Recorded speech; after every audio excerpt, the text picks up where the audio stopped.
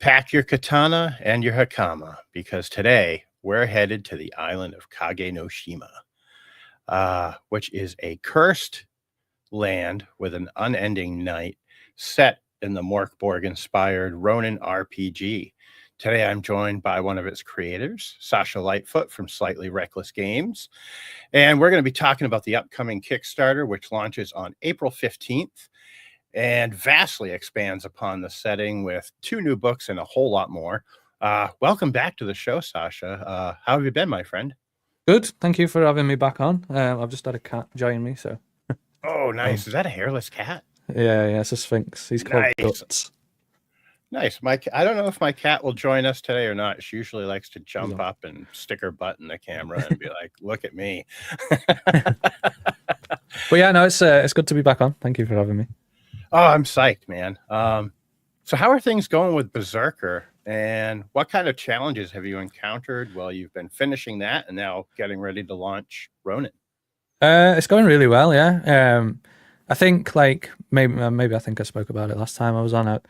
Ronin was our first project, and we kind of didn't have any experience whatsoever when we launched that and kind of produced that. But after making that, I kind of understood how long everything takes and timelines and that kind of thing. So it meant that when we put our timeline for Berserker out, it had plenty of room for kind of leeway. And as far as that's concerned, we're ahead of schedule, and Nice. Dom's working on the layout and design for that at the moment. I think we're just over halfway through the main book. The miniature rules are finished. The zines are in layout and design, and the products, like the physical things, the dice I think there should be some dice en route to me at the moment. The mold for the meeple's been finished, and that's getting sent out. So yeah, everything's going well. Like, touch wood. I don't want to tempt fate or anything, but yes, smoother than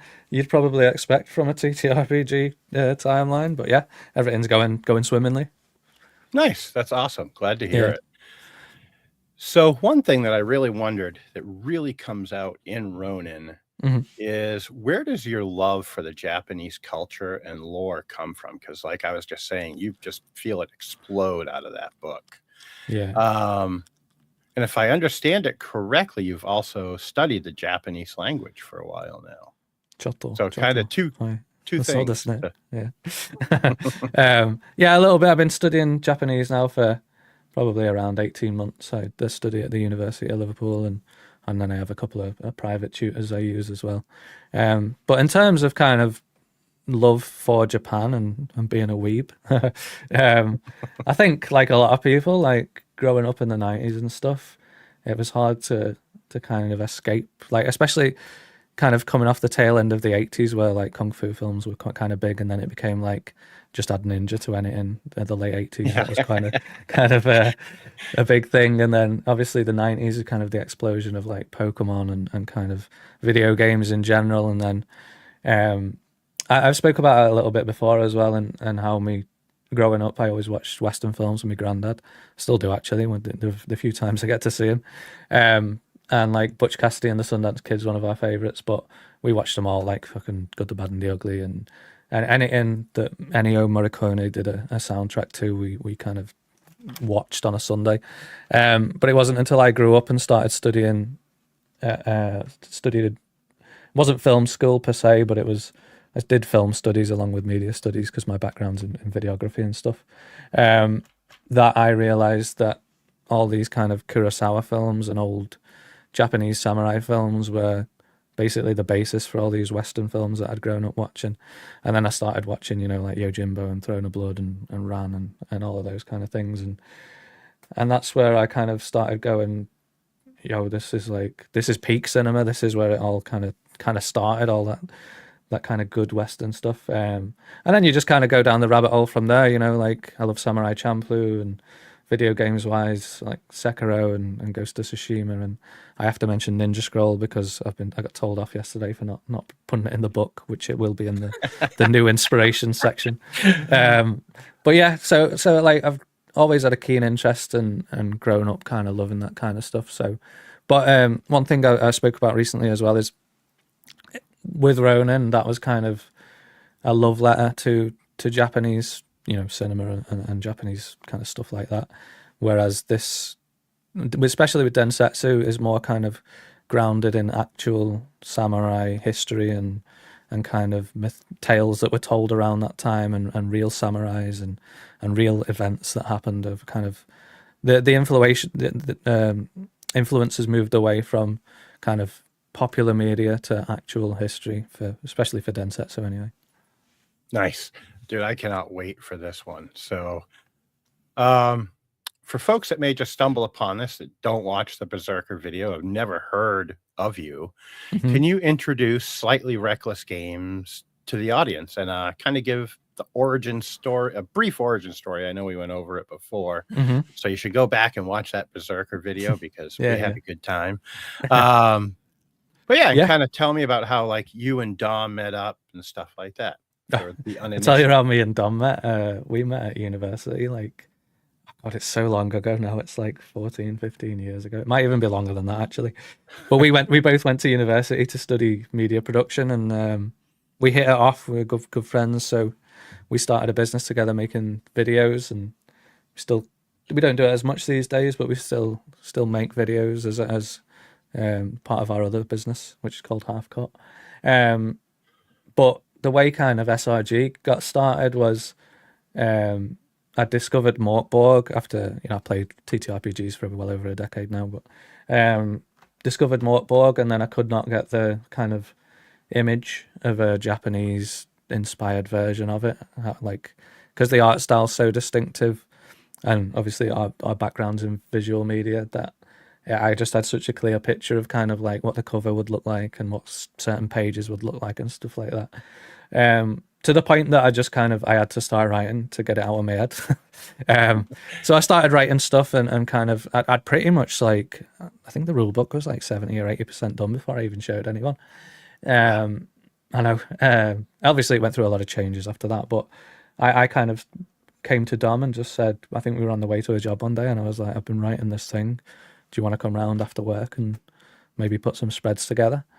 So we did, and we posted them on Reddit, and people seemed to really like them. So we were like, well, maybe we should kind of try and make something. So I got in touch with artists, and I've said this a few times that I'd saved up money to go to Japan, that I ended up using all the money that I'd saved up to pay artists to make the spreads for the Kickstarter, and then luckily it funded, and kind of we've been going strength to strength since then.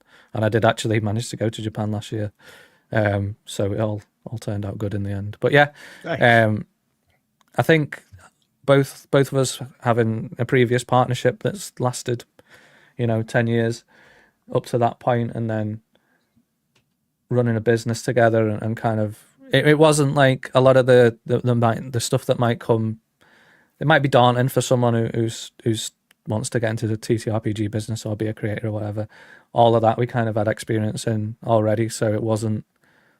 It was kind of plain sailing, setting up the business and doing the accounts. I've got an accountant and that kind of stuff, so we could actually focus on creating the stuff, which I think is why I don't know if you would consider it super fast, but I think doing Ronin 2023, doing Berserker 2024, and then doing Densetsu 2025 is pretty good output over the last 3 years, as far as I'm concerned. Yeah, that is, and especially with the all the peripheral stuff that you've offered. I mean, to work on that plus the books and to do one a year is just like yeah, I don't sleep. It's like, much, wow. So you are launching the Densetsu expansion on Kickstarter. Yeah. What kind of new mechanics can players expect from the edition? The Ronin universe. So yeah, the way we're doing it is Densetsu, as I said before, is kind of more grounded in actual samurai history. But the way I'm kind of looking at it is Densetsu will be the thing that both expands the lore of the island. So we'll talk about like new factions and kind of the history of the island, cultural events, that kind of thing. But from a gameplay point of view, we're adding in a lot of optional rules variants and new mechanics. So we've got like new conditions. Wounded's one where you're kind of below half health. We're going to do it we're kind of taking the feedback from the first one and having it as optional things that you can apply to your game if you agree with the feedback from the first game. So we're going to have it where you can do attacks will always do a minimum of 1 damage.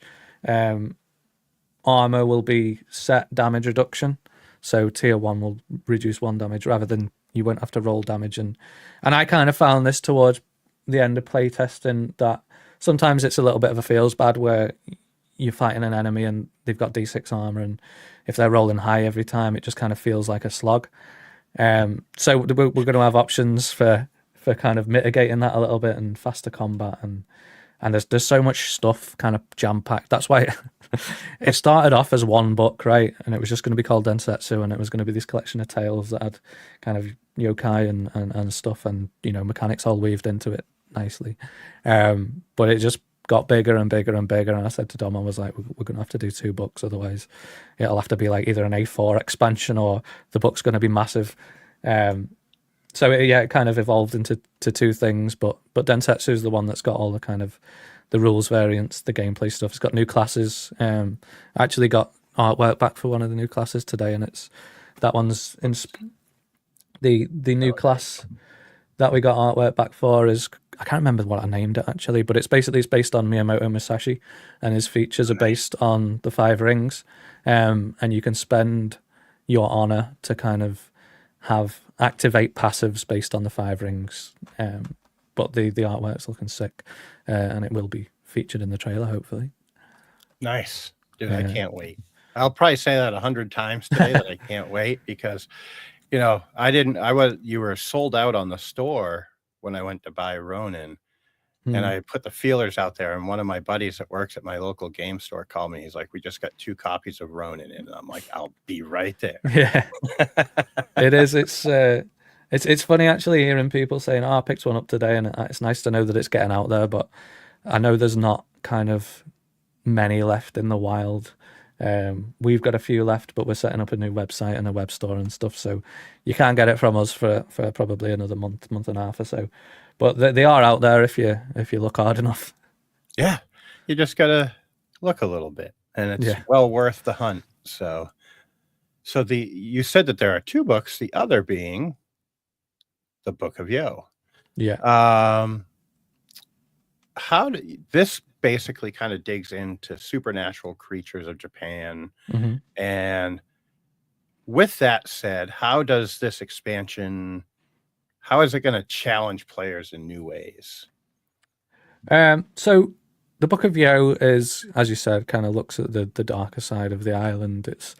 It's both inspired by actual, all the yokai in there are based on actual yokai that exist. There's been creative license taken with the abilities and stuff, but they're all based on real yokai that you can kind of look up and read about if you want.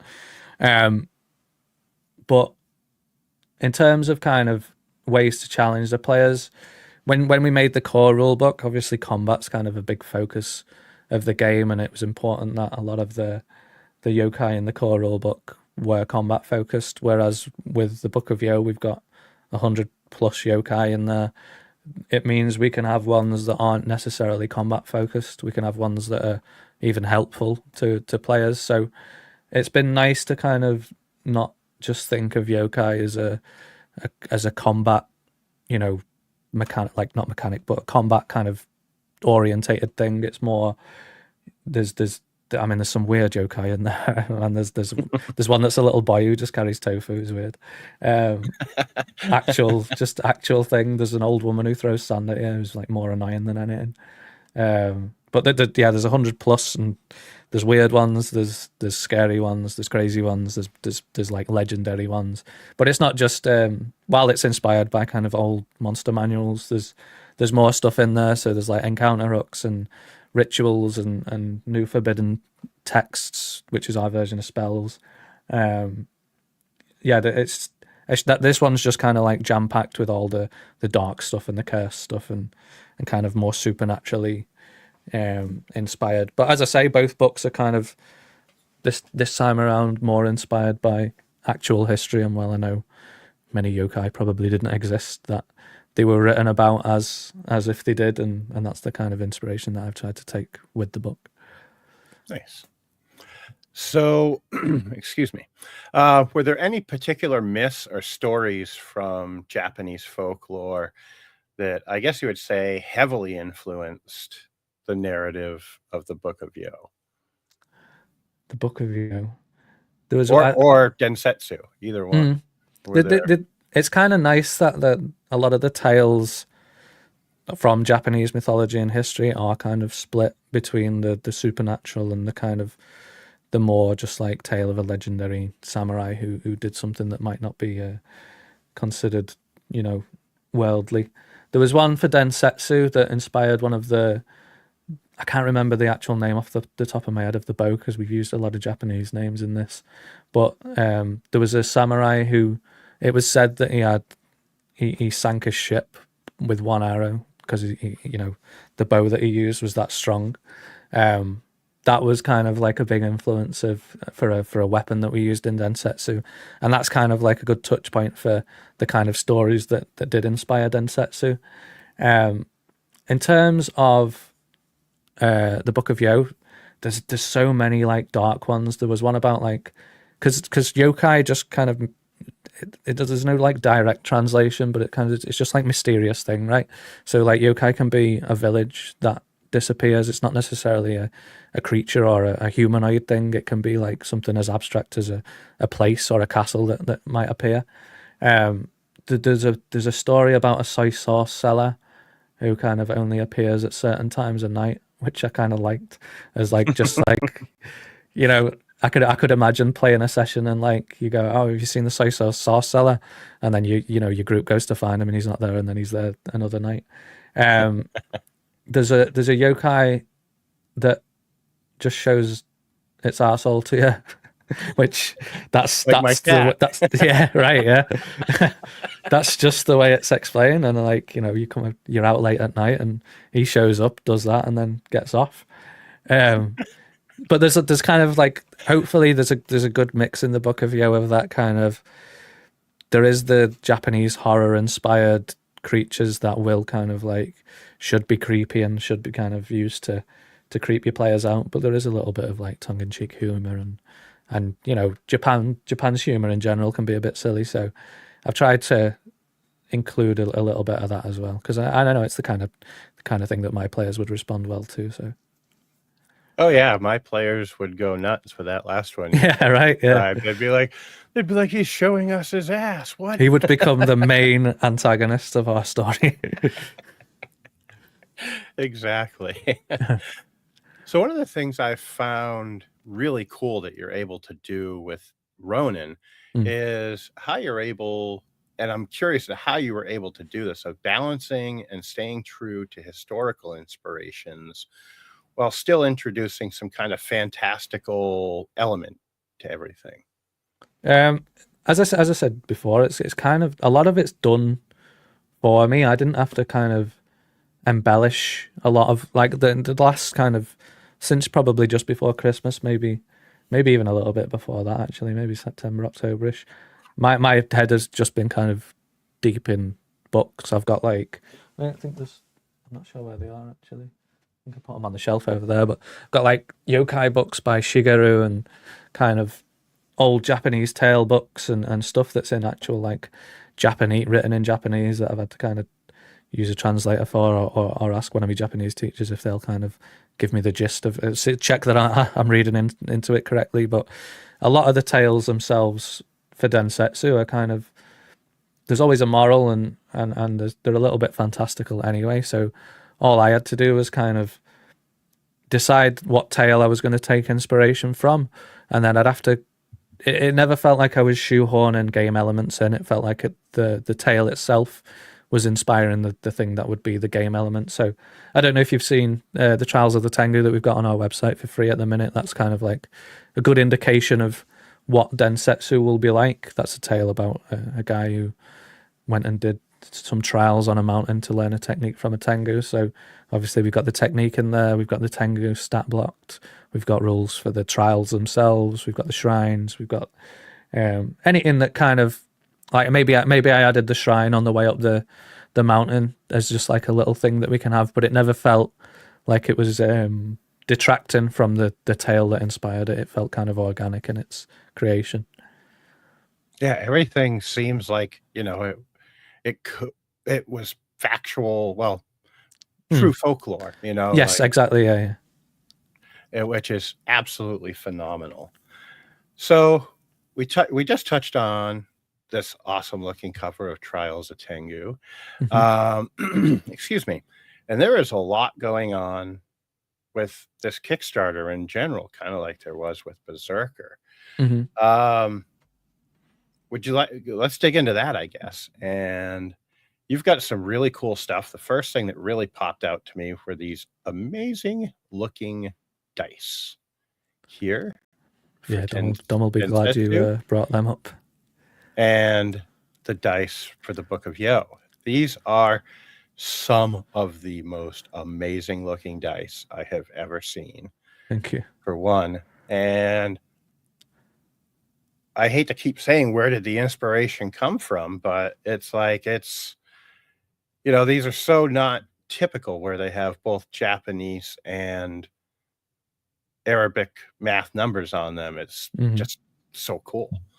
Yeah, so I think like we've talked about it in the past, and obviously with Berserker, that was the first time we kind of offered peripherals in the sense of like dice and a GM screen and that kind of stuff. So we played it, there's still nice dice for Berserker. There's a lot more going on than you would generally see. But now that I kind of know, I have a good relationship with our manufacturer, and I know what we can do and what we can't do, and where the kind of limitations are. And me and Dom have always said, like, if we're going to do something, we want it to be fucking standout-ish. We want it to look, as good as possible. We don't just want to make dice and add them and throw them in as like, extra money for the Kickstarter or whatever. So yeah, we tried to take as much time, and we had a lot of back and forth and stuff. The original dice, I can't remember what the original ones. They weren't anywhere near what this was, though. I think they might have been blood splatter, or you couldn't read them anyway. And we were like, that's a little bit too far. We're asking a little bit much of players, because I've always found my kind of philosophy is that there are dice you can get that take it a little bit too far, where when you're playing, you roll a nat 20 and you don't even know you've rolled a nat 20, right. So you don't get that kind of excitement. It's like, hey, is it? I'm not sure. I have to check. So we wanted it to be like abundantly clear what the result of the dice would be when you roll it. And yeah, thank you for noticing that they're cool, because no one's brought up the dice yet. So beautiful. I mean, and just, hey, Pavu, what's up, buddy? He just joined the. Oh, hey, Pavu. Yeah, I saw these dice and I was just like, oh my goodness. And so there are some other amazing looking things, being the newest edition, the starter kit. Yeah. So this is the new box. Actually, the first box we had was just kind of like a placeholder, whereas this one kind of better reflects the theme of the starter set. Obviously, I know starter sets are hot at the minute. We're not against jumping on a bandwagon, but it's more the point of we've had a lot of people over the last couple of years say how they've either struggled to get Ronin or we wanted to have like just a good entry point for people, that a box that they could pick up and had everything there. I've had really good experiences with starter sets in the past, so for me it was like, if we can emulate that and get people on board with the game, it's great. The adventure in it is a 4-part mini adventure set across 4 seasons.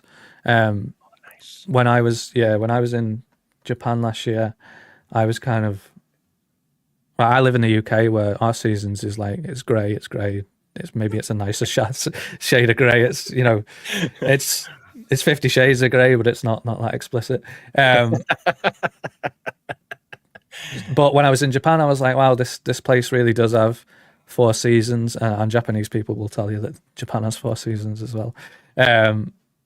So I was like, it's such a distinctive part of their culture, and especially like this time of year with the Sakura happening, people going out and checking out the Hanami. It just felt like such a distinctive visual style that I was like, I can see blood on the snow and I can see these kind of visual images.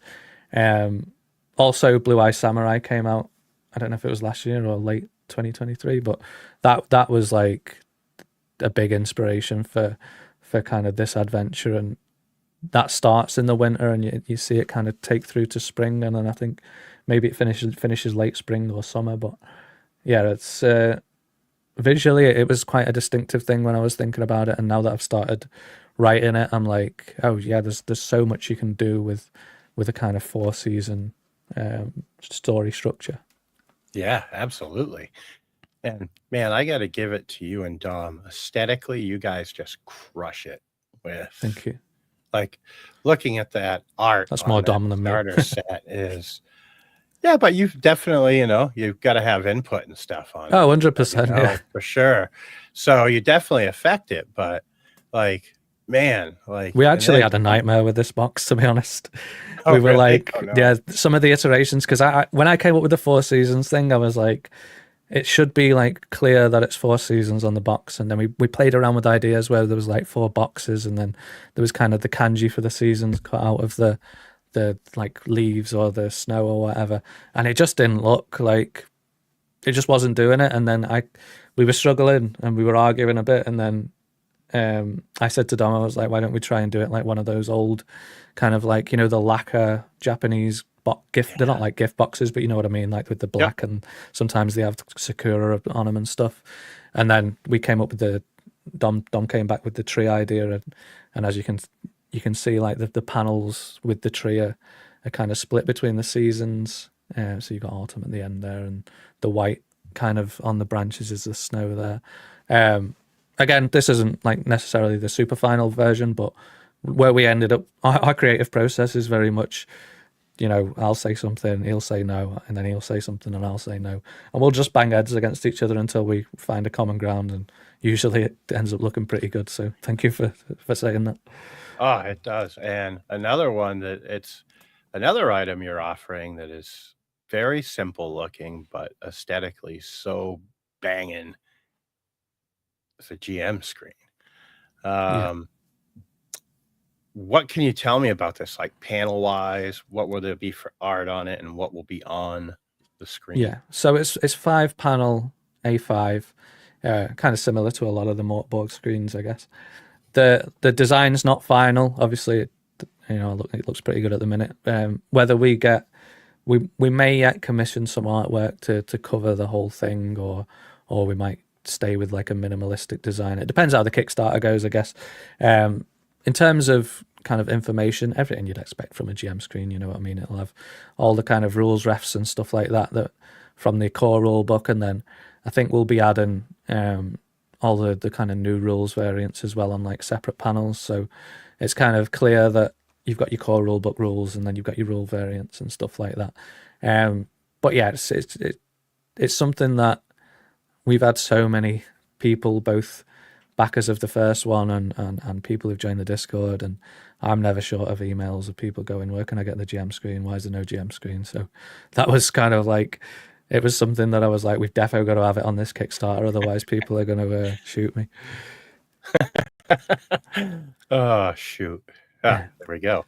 Another thing I saw that I was unaware was coming out with this until I saw this image on what you had sent me is this beauty. Yeah, again, this has been the kind of, it's weird because it's just a journal. This has been the hardest thing to kind of figure out in terms of like, how can we make it? Can we make it the way we want to make it? Will it be that shape? Will it be that size? This is kind of like an early mock-up. The journal is something we really want to have available as part of the Kickstarter. It's not 100% yet, but it's pretty much, it's almost guaranteed that we will. No, it's all good. It's all good. It may not look like that, because I think the first quote I had back was like, it was going to cost more than the hard book to make, and I was like, what? It's just a little journal. I was like, and apparently that's because it's based on like the shape and the size and stuff like that. So it may not look exactly like that, but it'll be close to that. The design will be similar. But we've always said that, like, because Not necessarily for me as a player, because I don't really like to take notes, because I always think that, like, if I don't remember it in character, then my character wouldn't remember it, and then in which case, generally, I don't play Right. characters that would have a notebook. I'm a Right. little bit more chaotic than that.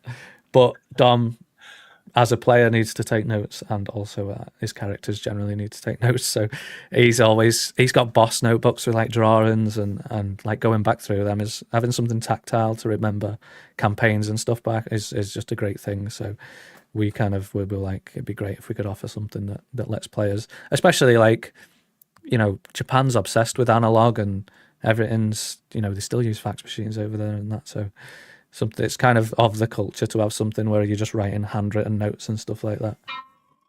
Actually, Pabu brought up a really good point. He said it could be perfect for solo players as well. Yeah, thank you, Pavel. That is a good point. Nice one. And I guess the last part of the things that I'll bring up, there is one other, but I don't want to pop it up now, where I pop this up and it may look. Oh no, everything else should be fine. But is okay. But is this amazing looking slipcase? Yeah. For the 3 books being Ronin, Densetsu, and the Book of Yo. Yeah. Yeah. So, I spend way too much money on like novels and actual books. Like, I don't know if you've heard of the Folio Society, but they make these beautiful kind of, sometimes it's like well-known novels, sometimes it's like history books, that kind of thing. But they do these beautiful slipcases and designs and illustrations and stuff like that. And it's fucking expensive. It's like £100 for a book, but ours won't be that much. Don't worry about that. But it's just the kind of aesthetic of, I think the way that the world's going, we're moving quite away from like physical media in general. I'm old school. I like to be able to hold the things. Like, it's record store day on Saturday. I'll be going out and spending too much money on records. Yeah. But I just thought like having something that players could collect all 3 books and keep them in was a cool thing to do, and that'll get kind of better as stretch goals kind of happen and stuff. But there'll be bundles that include it, and we actually had it was a difficult decision to make in the development process of. I was like, all for making a slipcase, but obviously I know people like limited editions of books as well, but I was like, the size difference and stuff, it's going to be too complicated. We'd have to have like 3 different slipcases, and then you've got like people who want like limited editions of everything and like different. So I was like, we won't do limited editions of Densetsu and the Book of Yo. We'll just do a slipcase that fits all 3, and you should be able to get the limited of Ronin in there as well if you want. Nice. Yeah, that would be way too much of a headache.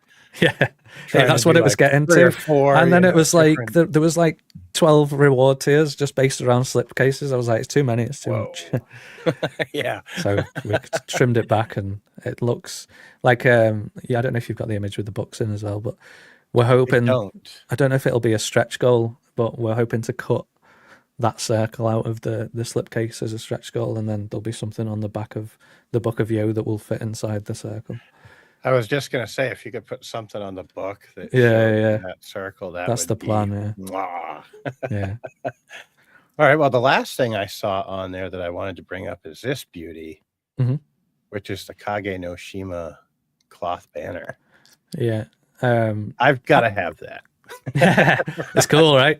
We went through so many different iterations of colors and stuff like that, and I like the way that it ended up. We use a lot of red, but it was. I thought we can do it a little bit different, and it's also like a little bit of a nod to Mortborg as well. That's their color scheme, right? But I bought the collector's edition of Ghost of Tsushima when it came out, 6 or 7 years ago now. If it was that long, it's a long time ago now. But that came with a cloth banner, and it's actually on my bookshelf just to my left here. And I see it all the time, and I'm like, that's a cool fucking thing to have. Like, it's so like of the world, you know what I mean? And it's something you can just kind of put up. And when I spoke to our manufacturers, I was like, can you make something like this? They were like, well, we haven't made anything like that before. And I was like, is that a no? And they were like, give me a bit. And then they came back and were like, yeah, we'll make it for you. And I was like, sick. I was like, yeah, nice one. Yeah, how big roughly will this be? I don't have the dimensions to hand, but okay, no worries. I'll post it in the comments of the video. I'll find it for you after this. Let's see. I'm going to hop back into my questions here because dude, this Kickstarter is going to kick ass. I can't I wait. hope so. And uh, we've kind of answered a lot of my questions in here. Oh, really? I guess the last one I have, question wise, Mhm. is beyond these expansions, like, where do you, or actually, sorry, for those that are new to the game and your upcoming expansions, Mhm. what message would you kind of like to share with folks to get them to hop on board with your vision, really? There's something I haven't spoke about in this interview yet, which is kind of become a talking point and something that I'm actually kind of proud of. Like, it's when we made Ronin, I would have liked to have had more Japanese native contributors or input, but my language levels weren't anywhere near enough. And in fact, when we made Ronin, I hadn't even started learning Japanese actually. But now I'm at the point where I can have conversations, I can write emails and stuff like that. So with Densetsu, we've made the commitment to have at least 50% Japanese natives contribute to the artwork. At the Nice. moment, it's like 75%. It's nearly all of the artwork, apart from a couple of Sick. bits that yeah. And that's kind of with the theme of the expansions, and Densetsu specifically being truly inspired by the history and the culture and stuff. I was like, it's important that we have Japanese voices kind of shaping the book as well. I had a short list of like, I think 40 or 35 Japanese artists that I would ideally like to work with, and almost like nearly all of them got back. There, I think like there's like 30 or so that have said yes or kind of on the fence. They'll all be credited on the Kickstarter as the ones that have confirmed. But yeah, it's that's kind of the running core theme of the expansion itself. It's inspired and shaped by Japanese culture, and I know there's kind of similar stuff out there TTRPG wise, but I'm like literally doing everything I can to make sure that it's both culturally sensitive and by the letter, in terms of being inspired by Japanese culture, or by the kanji, I guess you could say. Nice, dude. That is fantastic that you're doing that. Um, the question I was going to ask before that one that I paused on was kind of, where do you see Slightly Reckless Games heading in the next few years? Are there any, like, I know on the press kit that there was something I saw. I don't know if you want to bring that up, I'm not or sure what was on the press kit. It's a long time of since I've the looked at next it. the next potential project. Right. Okay. I don't I know. didn't. It didn't name it by name, did It it? didn't name it. No. Good. But I was gonna have to do me sweating there. nope. But you got the new projects coming, and Hmm. aside from that one, which obviously we're going to kind of brush aside, Yeah. is there any genre or anything like that that you're really eager to explore in the future? So I can talk about things in a roundabout way, which I'm getting pretty good at doing now. So I'm headed out to Japan in 4 weeks' time, 4 weeks tomorrow, to help, well, to develop a project that SRG is working on in collaboration with an anime over in Japan. There's two main ones that we're having conversations with at the minute. One's kind of moving a little bit faster than the other one, but that seems to be where SRG will be going for the next year and a half. Does that mean we're going to neglect our own IPs? Absolutely not. It's just my kind of focus will be developing those for the rest of this year, after I've got some like finishing touches to do on the writing side for Densetsu, and I need to finish writing the adventure for the starter kit. But most of the writing is already done for Densetsu and the Book of Yo. So in terms of the next couple of years, that'll be us. But it was weird actually. There's a few kind of projects that, I mean, I'm having ideas all the time, and Dom's always coming and having ideas and stuff. And some stuff you kind of decide to run with, and some stuff you don't. But one we talked about recently is like my kind of first experience DMing was Cyberpunk 2020, and Nice. I got kind of, I'm just known as the cyberpunk guy in our group now. Anything, I'll run Blade Runner and Alien, and anything that's kind of cyberpunk adjacent, I'll be the one that's doing that. So I had an idea recently about one that would be kind of almost too far style over substance. It was like maybe it'll even be called SOS Overdrive. I'm not sure yet. And then there's another one that I've been writing for the past. I might have even talked about it last time I was on. To be honest, I've been writing it for like the last 6 years, 7 years, since before Ronin was even a thing. Which is more kind of maybe not what you'd expect from SRG or a TTRPG company in general. It's very out there, but it's also taken a long time to kind of. That's the baby that'll take ages. That might be 3-4 years down the line before it's even ready to show. But yeah, in terms of where SRG is going, I hope we can just keep making cool shit, and I hope people still vibe with what we're making. You guys kick ass with everything that you've put out so far. Thank you. And I can't wait to see what the future holds, because it's exciting.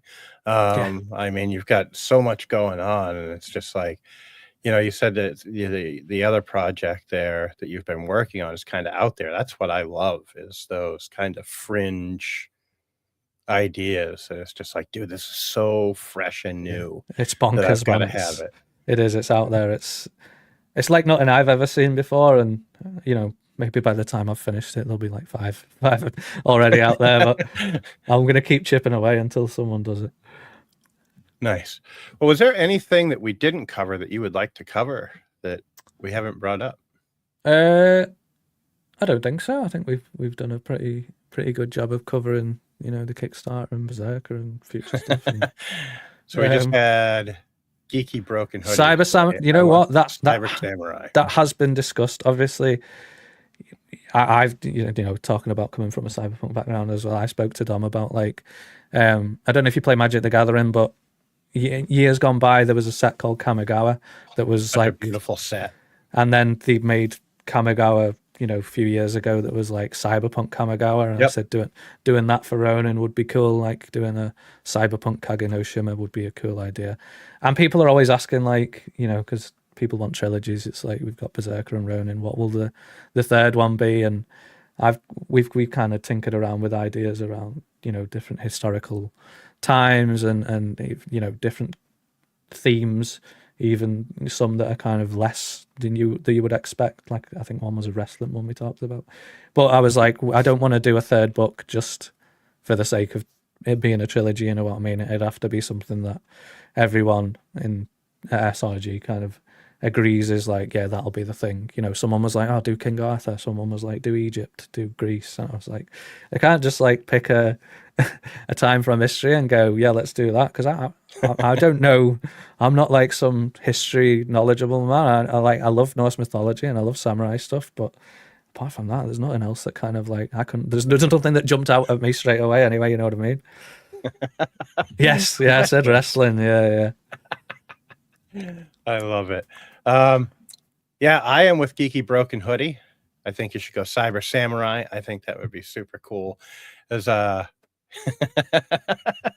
yeah. Oh man, that's great. Ronin Tokyo Drift. Well, that was all I had. The only other thing I want to ask you is, what are you hoping to grab for Record Store Day? I have a spreadsheet somewhere. I know that there's that Wu-Tang thing that's coming out. There was a Jamiroquai limited one. When I made my list, it was like 7 weeks ago. So there's probably loads more new stuff added now. But I actually went to check this morning. And I was like, where did I put that list? I was like, I'm going to need that. What about you? I don't know. I've got a lot of stuff. My youngest daughter, we just got her first turntable. Oh, nice. And she has gone absolutely bonkers for ELO. Really? Yeah. And also the Beatles. Like, she's completely. I live in Liverpool, so I'm sick of the Beatles. I'm sure. But yeah, why is your daughter a 60-year-old man? Yeah, apparently, like, her soul is old. Yeah. She's like Supertramp and Status Quo and all that. And I'm gonna pop up Power Hits. I just finished writing a Cyber Samurai and Pro Wrestler class. Nice. That's awesome. Well, my friend, I will let you get back to work. I know you've got a lot of Fucking stuff you've got plenty going to be on, doing. Yeah. and you probably sleep about as much as I do now with me getting my business going and Hmm. everything. And yeah, it's a crazy life in this role-playing game world. So, Yeah. Who knew? but I wouldn't trade it for the world. Yeah. Not a Damn right. bit. Yeah. Like being able to like almost support myself with what I'm doing is the most incredible feeling of like, holy shit, I'm doing it. Yeah. It's like, For me, the biggest thing is seeing other people make stuff for Ronin or Berserker. It's like that's the thing that blows me the most. I'm always saying to Dom, I'm like, no one plays our games. It's like a big psychological operation. It was like people say they play, but it's all like bots and stuff. I just can't believe that people would play the things that we make, but that's like more of a creator mindset, I think. But when I see people that have made things for our games, that's the coolest thing for me because I'm in the air because I made something because I saw Morkborg. So to see someone yeah, else kind of start their journey using like because of Ronin is that's the coolest thing for me anyway. yeah, I bet. Like, well, it's even cool for me when I sell a mini. Someone will leave a review that's really nice, but also put a picture of the mini that they painted, and I'm like, how the hell did they make that look Yeah, that good?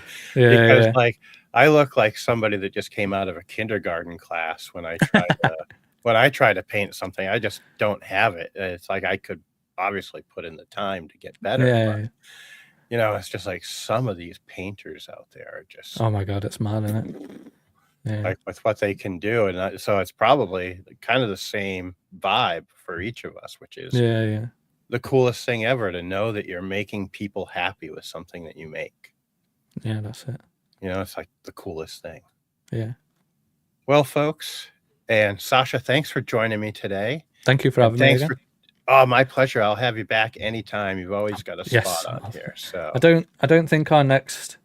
It was looking like our next crowdfunding campaign was going to be late this year, but licenses and especially Japanese licenses, things take time. Everything needs to be approved, and green tape, red tape, all that stuff. So it might be early next year, the next time I'm doing the promo rounds. But yeah, mate, mine that whole shelf down there is literally just Borg books.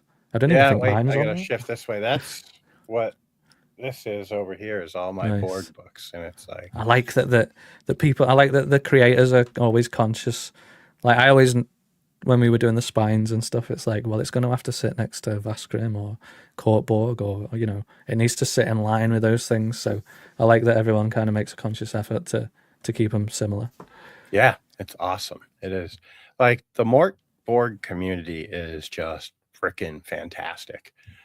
See, now you got me going again. I was going to let Yeah. you go back to work, and now you're doomed. No, I mean I'll skip out for a little bit. But it's like both Morkborg and the Dungeon Crawl Classic communities are both so supportive for anyone trying to do anything to enrich both games. And it's so cool to see instead of like gatekeepy bullshit that you get out of Mm, people out there. Like, and there are out there. I almost just dropped something, and I'm gonna behave myself. yeah, yeah, But it's like, it's like, dude, the gatekeeping shit is so old school, and like, let it go. yeah, It's done. exactly. Yeah, Or yeah, we'll just make a game that circumvents it. It's like poo poo to you. yeah, yeah. It's mad. It is mental because it's like more people in the space. It's just good for the space. Yeah. Like it's like the more the merrier, really. It's 100%. Yeah. yeah. All right, my friend. I will let you go this time. And folks, thank you so much for tuning in and being part of the chat. If you enjoyed the video, give it a thumbs up. Maybe think about subscribing. Other than that, be sure to jump over and back Densetsu on April 15th when it launches. And yeah, let's make this one of the biggest games out there because Sasha and Dom deserve it. So, Thanks, mate. all right. And have a great day, folks. And we'll catch you next time. Do, do, do.